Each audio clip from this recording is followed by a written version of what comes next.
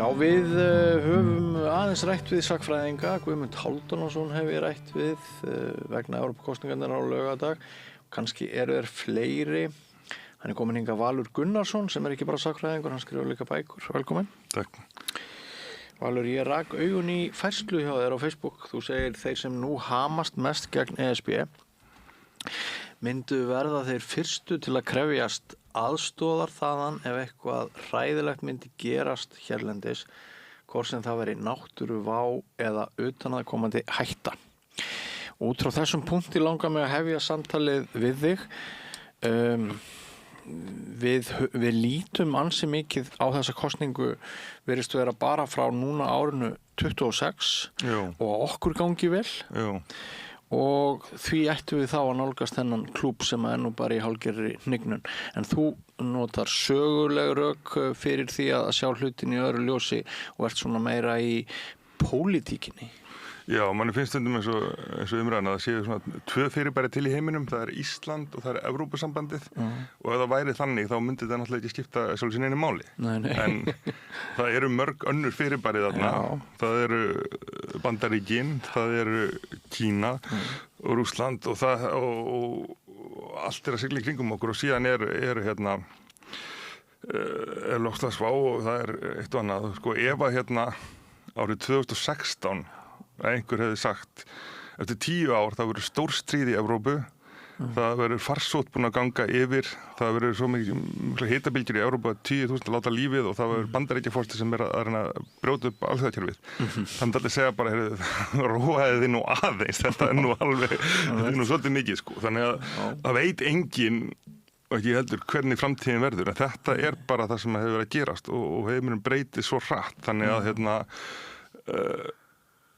aðild að Evrópusambandinu fyrir mér og held að stóru myndinni skipti snýst ekki vexti og vaxtaveldi, þetta snýst bara það að við getum komist af ef að illa fer og ég held að Evrópusambandinu mun alltaf koma okkur til bjargar hvort þið en það verður miklu öðuldra og betra og bara heiðarlegra að ganga í klúbbinn sem jafngildur meðlimur. Já, og þú ert að velta þessu fyrir þér frá þeim sögulega grunni að allt frá seinni heimsstyrjöld þá hefur verið nokkuð góður friður í Evrópu, kannski fyrir utan það sem þú ert að nefna núna og svo jú, það var í Austur-Evrópu þetta stríð, en sko þú ert að segja það að friðurinn í Evrópu hefur haldist vegna Evrópusambandsins. Friðurinn náttúrulega er það mikilvægt sem til er fyrir alla og ekki síst fyrir smáþjóðirina, öll hagsæld og svo ekki tala bara líf og limi fólks byggir á því að það sé friður og ef friður helst þá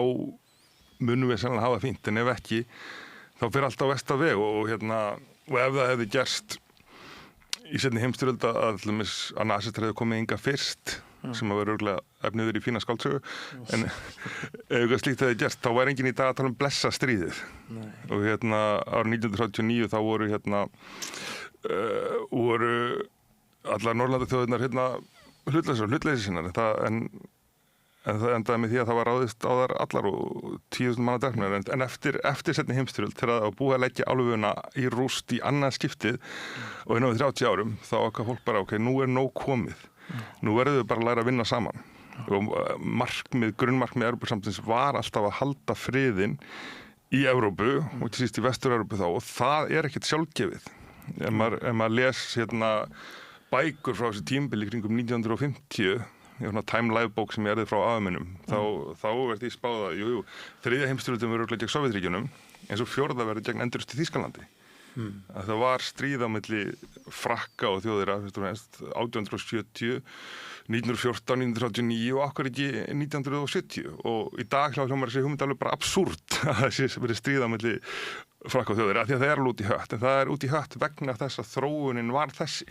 Hún var í átt til friðar, hún var með því að samtvinna þjóðirnar og efnahagskerfin og ganga í sameiginlegt bandalag og sameiginlegan klúbb og þá er stríð innan Evrópusambandsins er óhugsandi sem er eitthvað mesta kraftaverk sögunar vegna þess að það verið stríða milli þessari þjóða í 1000 ár þar á undan. Já.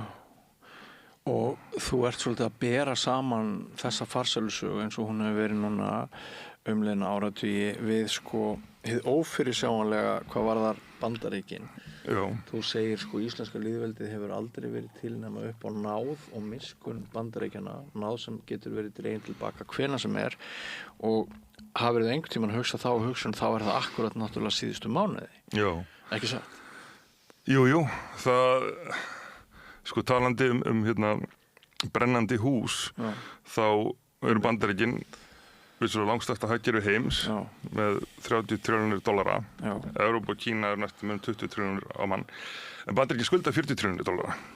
Og Trump var spurður að þessu í síðustu viku hvað, af því hann stefnir nú ekki til þess fallin að minnka skuldina, heldur hann bæði að lækka skatta á hana ríku og efla herinn sem bæði mjög dýrt.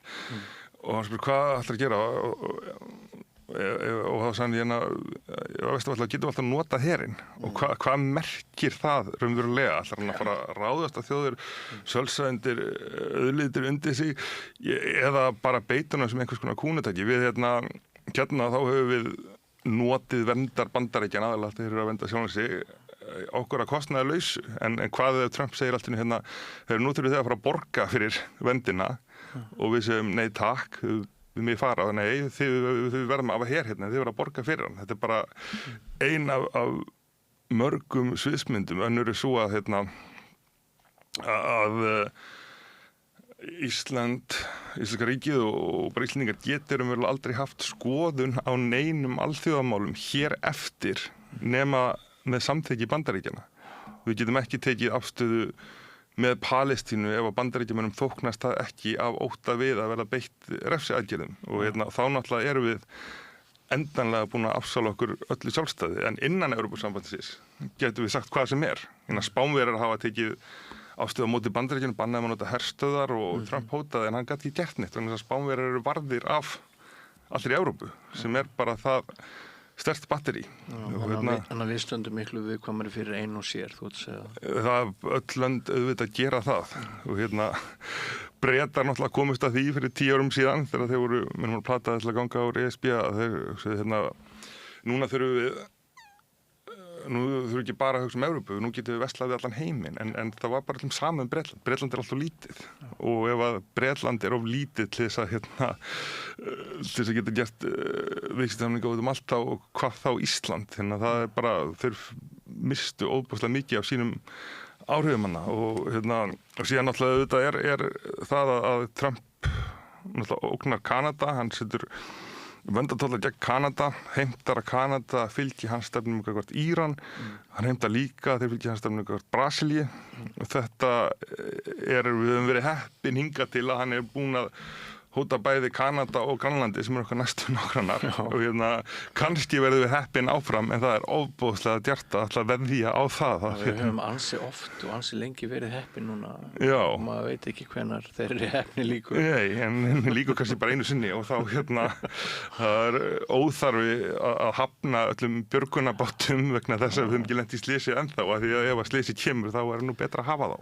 Hvað áttu við þegar þú segir óttinn við hið ímyndaða ESB gerir það verkum að við fáum ekki að skoða hið raunverulega ESB? Sko, ESB raunverulega ekki til, ekki í þeirri merkingu sem að lögð í það. Það er náttúrulega undarlegasta kannski kenningin, eða ég veit ekki hvort þau kalla kenningu, sem eru heyrt ESB er að ESB ætla að kalla Íslendinga í einhvern draugaher sem ekki einu sinni til. Fyrsta lagi hann ekki til, í öðru lagi engar sérstakar hugmyndir að slíkur verið til nema bara ákveðin ríki tækir saman með sína heri. Þriðja lagi, jafnvel þó hann yrði til, þá myndu þeir örugglega ekki koma herskildu og fjórða lagi, jafnvel þó að myndu koma herskildu sem við myndum ekki gera, þá myndu þeir aldrei kalla Íslendinga í þann her vegna þess að við erum alveg gagnslausir hermenn, sko. Þannig að heimurinn myndi bókstaflega þurfa að farast áður til þess kæmi að Íslendingar eru kallaðin í Evrópu hér sem ekki til. Þannig að það bara þurfa að eyða orðum í þetta svolítið magnað. Og það líka, og síðan ég veit alveg hvað þessi hugmynd kemur, vegna þess að hún svo sérsniðin að Íslandi. Þessi umræða ekki til heldur neins þar annars staðar. Hún myndi aldrei vera til í Noregi sem náttúrulega með sína eigin her og sína eigin herskildu. Þannig að einhverju búið þetta til fyrir okkur til þess að blekkja okkur. Það er eitt. Annað er þessi hugmyndum sko að ESB sé eitthvað fyrirbæri sem að vilji eitt og annað og sölsindri eitt og annað. ESB náttúrulega er bara samansafn ríkja sem að ríki taka sjálfvilju þátt í og taka ákvarðanir og það er mjög svifaseint oft vegna þess að hvert og eitt ríki hefur neitunarvald og þannig að það er ekkert batteri sem að er að taka frá neinum. Þetta eru bara þjóðir sem koma saman, þannig að það er svo þannig að þú veist, þessi hugmyndum að ESB sér að gera eitthvað annað heldur en þjóðirnar innan þess bara eiginlega þetta gengur ekki upp vegna þess að ESB er ekkert annað heldur en þjóðirnar innan þess.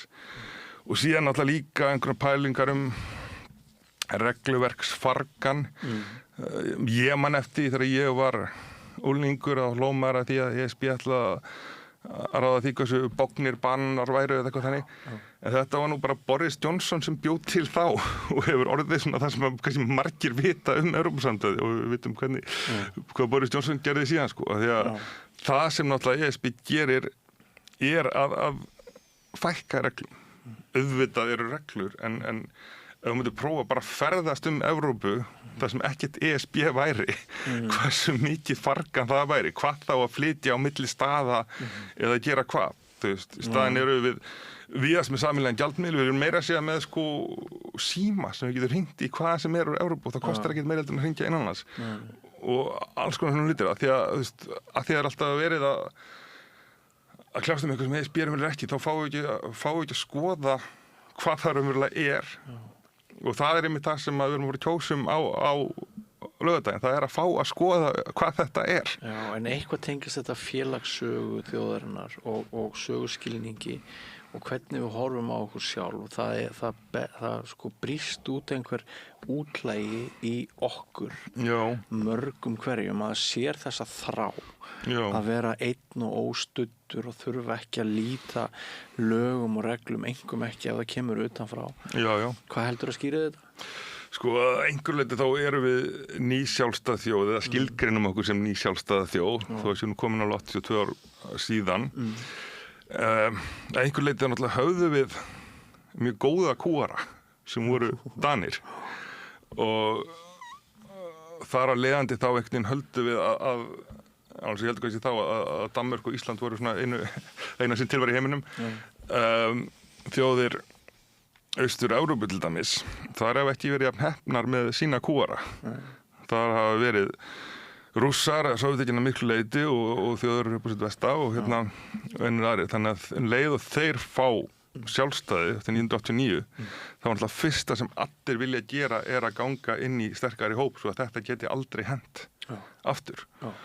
Þannig að saga okkar sem er vissulega hamfarasaga þangað til fyrir 1 eða 2 öldum síðan eftir komið við þá þá hefur náttúrulega verið alveg ótrúlega heppin síðan þá en þessar hamfarir eru alltaf verri vegna þess að við vorum lokuð af frá umheiminum. Það er það sem að raunverulega er ein ástæða fyrir öllum þessum hungursneyðum og öllum þessum hörmungum sem hafa hent okkur og hafi Danir gert okkur óleik þá var það vissulega með einokunarstefnunni sem sett á 1602 og líkur síðan loksins þegar ég reykja við hvað kaustaðaréttindi og fleiri 1786 og fyrir náttúrulega litla Eyþjóð þá er það að einhver banni einhverja versla við aðra sem voru hollendingar og þjóðverjar og englendingar og svo getur sem í íslensku lökunni að menn voru svipaðir fyrir sem að hvað ég réttur að menn eru svipaðir fyrir að kaupa snæri af hollendingum. Þetta var náttúrulega alveg hræðilegt þannig að það að loka okkur af hefur alltaf reynst okkur óbúslega illa. Það er svona svolítið skrítið núna með þessa sögu okkur við viljum eiginlega vísvindandi loka okkur af en þá kemur líka kannski að það tók við innlend kaupmannastjætt af erlendri og hún hefur einhver leyti viljað algjörlega stjórna þessu. Það er vistabandirna til 1894 eftir að leiguliðar í Rússlandi eru að frálsir og löngu eftir öllum öðrum Síðan eru til hérna Eimskipafélagið sem að verður þetta óbúslega stórt skref að Ísland hafði sin eigin skipakost og allir kaupa hlutabréf sem mögulega geta, bara þó að sé bara lítið óskapað þjóðarinnar og síðan alltaf búið að rekja það hvernig þetta var síðan að kolkrabbanum og hvernig þetta var raunverulega notað til þess að festa ákveðin ítök. Þannig að sko saga okkar er ekki saga baráttu við Dana sem slíka, heldur bara baráttan við einangrunina.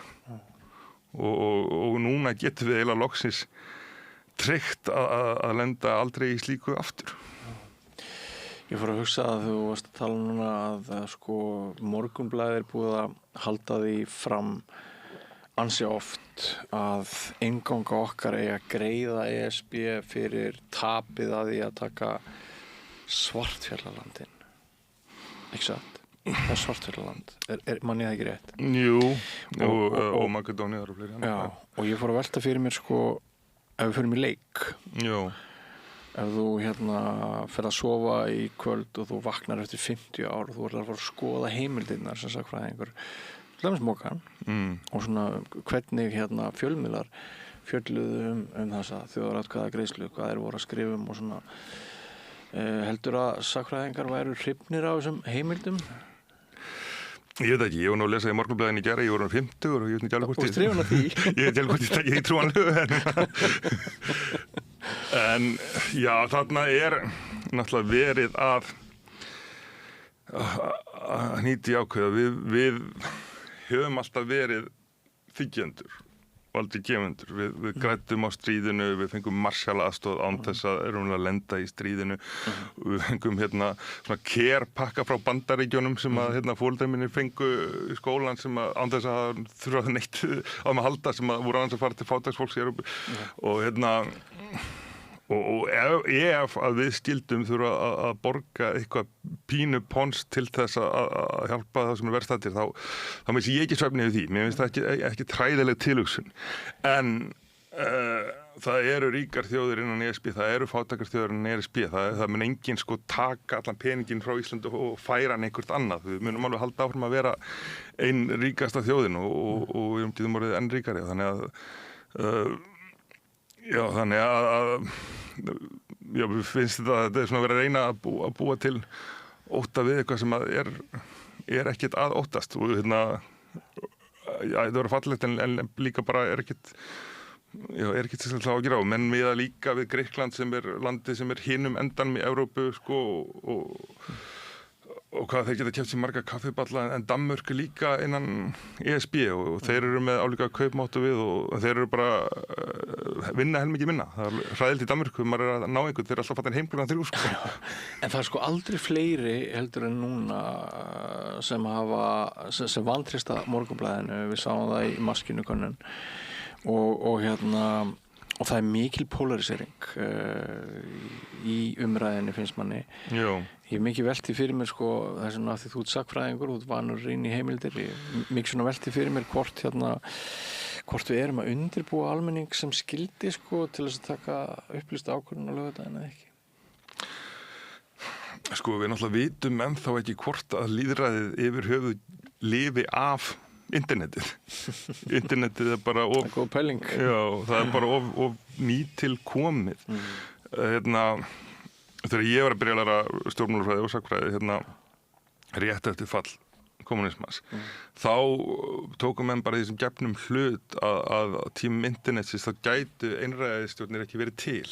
Það er byggja allar að hefta upplýsingar en það er ekki takt á tímum internetsins að hefta upplýsingar og þar að leiðandi þá er Arabíska vorið, manstu Björnsinn og það átti líka að vera partur af þessu og svo búsvaldabyltingin hér. En einræðisöflin lærðu að nýta sér þetta og kannski ekki síst gamli KGB-maðurinn Putin að í staðinn fyrir að takmarka aðgengi fólks að upplýsingum þá bara flæðir upplýsingum yfir það flæðir yfir það bara alls konar falsfréttum þannig að fólk hætti að trúa nokkrum sköpuðum hlut og fólk sem að hættir að trúa nokkrum sköpuðum hlut verður nefnilega undarlega leiðitamt. Það er ekki þannig að fólk verði svona með eitthvað svona heilbrigðan skeptisisma, heldur að það er einhvern veginn á síðan reiðubúið til að trúa hverju sem og það hefur verið staðan í Rússlandi. Áhugaverður punktur. Og þá fer maður sko frekar í tilfinningar, sin eigin tilfinningar, maður fer að grafa þar. Já, alveg eins að því að og náttúrulega allar og samræður náttúrulega verði ekki lengur á einhvers konar staðreynda basis, vegna þess að staðreyndirnar eru bara alltaf búin að leysast upp á sama tíma og aldrei haft jafn greiðan aðgang að staðreyndum eins og einmitt núna. Við getum flett hverju sem upp, hvar sem við erum alfræðiorðabók þú veist í vasanum en samt einhvern veginn þá staðreyndan þurrkast út, þannig að þetta er bara einn svona stóra spurning samtímans getur lýðræðið komist af á tímum samfélagsmiðla. Kannski þetta bara byrjunarörleikar, það þurfti að vera ansi mörg bílslys þegar umferðarreglur voru settar fyrir rúmum 100 árum, þannig að En ég svona hugsi yfir því, náttúrulega búin að fylgjast með bara bæði sjálfur verið hluti á fréttalandslæginu síðan ég var 19 ára gamall, bara hefur verið maður sem búið til fréttir. Núna ég ekki búið til hennar fréttir, ég dagskrárgerðarmaður og ég ætla sjálfur að segja já á laugardaginn og ég nálgast þetta ekki sem blaðamaður því ég ekki að taka þátt í að skrifa fréttir eins og ég oft gert áður aftur í tíman en það sem að ég fylgist með hjá kollegum mínum ég get ekki sagt að það auki mér bjartsýni bara ef við ber saman kosningar ég fer svona bara aftur í tíman mér finnst íslensk fjölmiðlun kannski út af þessu sem þú ert að nefna með internetið mér finnst alltaf eiga bágar með að sinna hlutverki sín. Já, ég held að það sé rétt að bágar með það en þá er það ekki svo að skilja sko fréttir sem slíkar eru marktækar. Það er engin fréttamaður sem býr til fréttir öðru seldur en eitthvað hafi gerst. Vandamálið er bara að það á minna upp á pallborðið. Fjölmiðlar sem slíkir náttúrulega í margþætti krísu, það er eignarhaldi, það er líka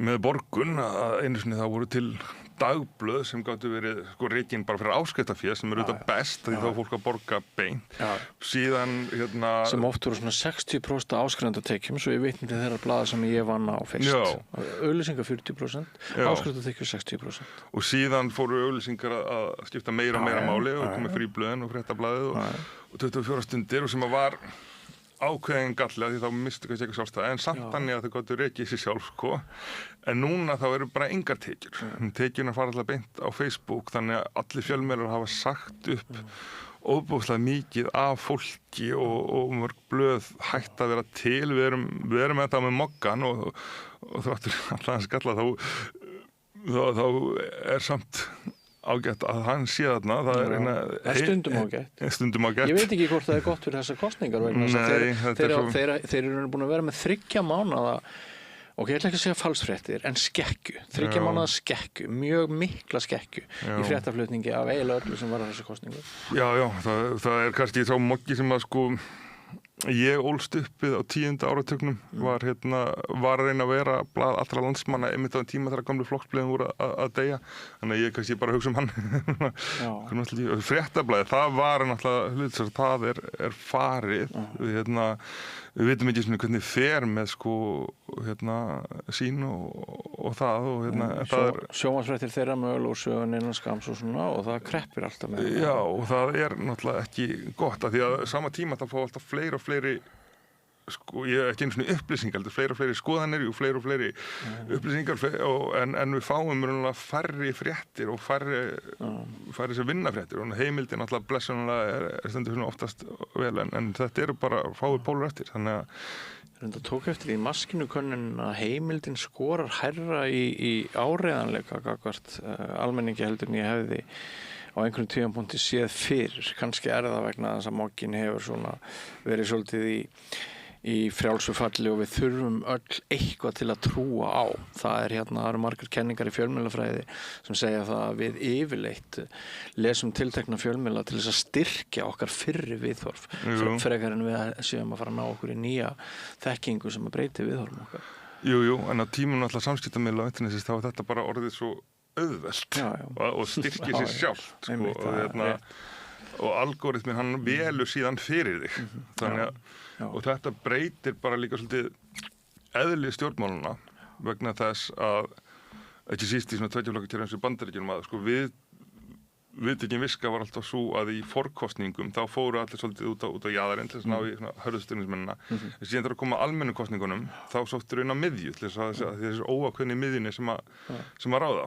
En okkur tímum þá fór þetta eiginlega þannig að menn heldur áforma að sækja út á jaðarinn í almennu kosningum af því að markmiðið ekki lengur að samfara hérna óákveðnu sem eru þá oftast í miðjunni og heldur að bara virkja sitt fólk að fá það til að mæta á kjörstað og það var að ná til þeirra miklu meira betri hætti heldur en áður með þökk internetinu og þetta náttúrulega sem til dæmis Trump hefur gert.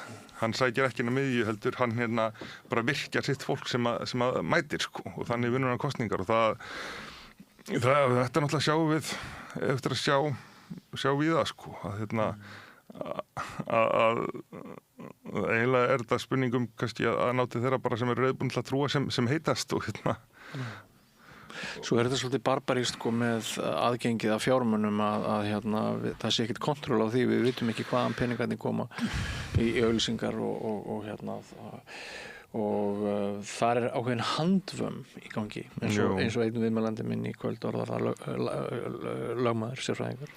Já, þetta náttúrulega alveg sko grundvallar bara vandi í lýðræðinu það að sko á 20. öld þá voru víðast hvar frekar strangar reglur hvað þú mættir eyða miklu og í Bandaríkjunum þá voru þær stöðugt hertar fram að Clinton-tímanum og þá var búið að opna á þar og það komið þetta svo kallar super PAC sem að svo lengi sem að það til ekki flokk beint, heldur óbeint þá geta safna endalausum pening og það eru alls konar náttúrulega aðilar að reyna að hafa áhrif á kosningar sem að snýst ekki upplýsta ákvörðun þegnanna sem betur fyrir á Íslandi það hefur sett þak bæði á forsetakosningar og alþingiskosningar en ég veit ekki til þess að það sé neina reglur sem gilda þessar kosningar. Nei, og þegar stendur svona tæft þegar fylkingarnar hafa verið að mæla svona jafnar þá líður manni mjög illa með þetta sko. Já, peningar skipta því miður máli en núna fáum við tækifæri þess að kjósa á móti peningabrúnum það er spurning bara hvort að við kjósum að nýta okkur það. Já. Finnst þér að þetta einfalda þessa kosningu á laugardaginn niður í þá bara eftirfarandi staðhæfingu ég vil vita meira og það er svona kýsi ég á Já, það er auðvitað það sem að er verið að kjósa en fyrir mitt leyti þá og það er náttúrulega svolítið búið að reyna að snúa því við eins og að sem að kjósum eitthvað fyrirfram gefið, við erum það ekki. Sem er áróðurstaktík. Hræðslu áróður. En ég ætla nú bara að láta þeim það eftir að þetta ég sammála frumvarandi forseta þegar hann segir að við þurfum alltaf að fá á hreinu hvernig þetta verður með sjávarútvegsmálin og ef það er ekki samist þá er þetta sjálfdautt en ég nú Þú ert að tala Guðna núna. Ég er að tala þannig frumvarandi forseta. Það getur rosalega sammála hinu kannski sem hefur verið að tjá sér alltaf. Nei, Guðni er alltaf minn forseti sko. Ég vil þú fá mig stundum pítsu með ananas en þannig að fyrir hvað mig var þá held ég sko, það er náttúrulega líka kannski partur af áróðurstaktíkinu og jafnvel í báðar áttum að segja einhver leyti en fólk sem óttast að það muni missa eftirlaunin sín ef við göngum í ESB eða allt þetta eða jafnvel að allt verði ódýrara eitthvað þannig en að það er endanum bara okkar ábyrgð að breyta því og breyta þessum hlutum en það mun ESB ekki vasast til slíkt þó að ég myndi vona vissulega að verðlag minnki eitthvað en fyrir mig þá snýst þetta bara það að ef allt fer á versta veg með einhverjum hætti, ef allt heldur áfram að vera ótryggt, hvort sem það getur verið einhvers konar bara móðu harðindina, getur komið eitthvað ofsafengið eldgos, farsótt því miður, fylgist með Grænlandi, þá verið jökulinn það vera bráðuna sem að setur ferskvatn í sjóin í kringum okkur, sem getur gert það verkum að það verið kaldara en ekki heitara. Allt þetta getur gert svo ekki sér talað heimsmálin, það sem að ógnina steðja víða að og það sem að verið nánast örugt að hinn valkosturinn verði algjör þjónkun við Bandaríkin. Þannig að fram á gangi hérna þá plakat af Jóni Sigurðssyni í styttinu með amerísku íslenska fáninn í sikur hendi og ég held að það er bara við.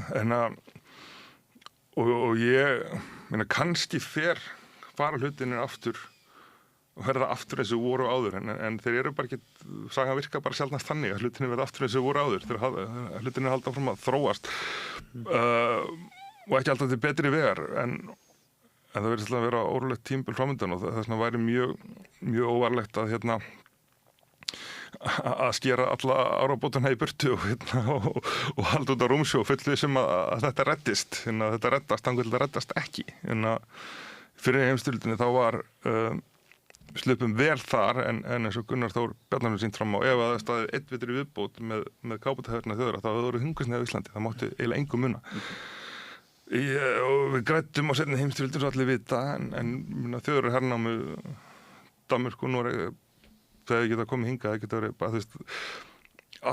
allt getur gerst og það væri alveg óbúslega óvarkárt að láta sem það gæti ekki gerst og svo síðan að tala fólk sé að deila í fjölskyldum en fjölskyldu deila en Evrópa er okkar fjölskylda og það er alls konar þar það eru margir sem stiða Palestínu, við getum meira segja ákveði gerast pútinistar innan Evrópu eins og Fiso í Slóvaki og það er kannski ekki vinsælt en það er leið, það rúmast allt innan Evrópusambandsins þar getum við verið það sem við viljum vera og ég held að það skipti öllu máli og mig grunar líka að ef að okkur ber svo ógæfa til að segja nei á laugardaginn að þá eftir 5 eða 10 ár, jafnvel 1 eða 2 þá verðum við að hnjánum og biðja að vera hleypt inn að grátbiðja að taka þessar viðræður upp aftur vegna þess að ástandið hefur bara breyst á þann veg en núna getum við borið höfuð þátt og gengið inn